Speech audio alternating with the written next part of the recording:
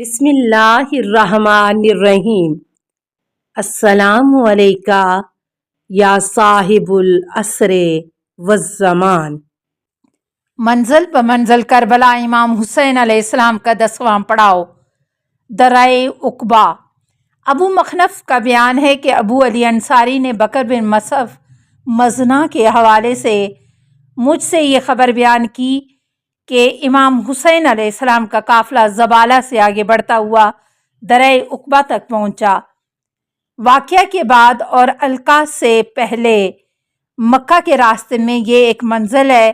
یہ منزل ان کے لیے ہے جو مکہ جانا چاہتے ہیں۔ اس مقدس قافلے نے اس مقام یعنی درائے عقبہ پر اپنا پڑاؤ ڈالا۔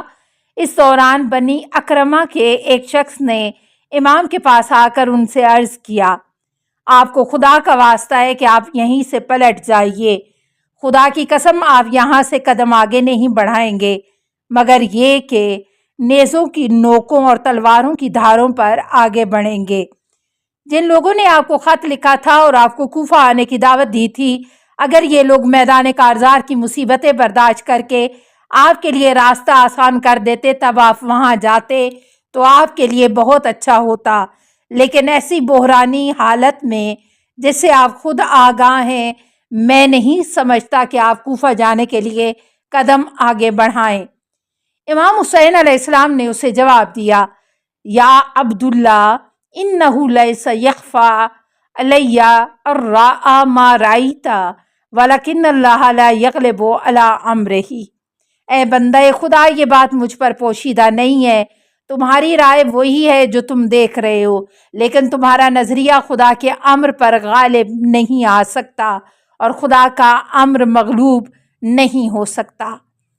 شیخ مفید نے ارشاد کے صفحہ 223 پر بیان کیا ہے کہ اس کے بعد آپ نے فرمایا، واللہ لا یدعونی حتی یستخرج ہذہ الالقا من جوف فاز فعالوا ذلک سلط اللہ علیہم من یظلہم حتی یکونوا ازلا فرق الامم۔ خدا کی قسم یہ مجھے نہیں چھوڑیں گے یہاں تک کہ میرے سر و تن میں جدائی کر دیں، اور جب یہ ایسا کریں گے تو اللہ ان پر ایسے لوگوں کو مسلط کرے گا جو ان کو قتل و رسوا کریں گے، اور نوبت یہاں تک پہنچے گی کہ یہ لوگ امت کے ذلیل ترین افراد ہو جائیں گے۔ یہ واقعہ کتاب عالم الورا میں بھی اسی طرح مرقوم ہے، صفحہ 232۔ یہ کہہ کر آپ نے درائے عقبہ سے کوچ کرنے کا حکم جاری فرمایا۔ کتابیات: مقتل ابی مخنف، الارشاد مفید، حدیث کربلا، صحیفہ کربلا۔ السلام علیکہ یا صاحب العصر والزمان۔ الامان الامان الامان من فتن الزمان۔ السلام علیکہ یا خلیفۃ الرحمن۔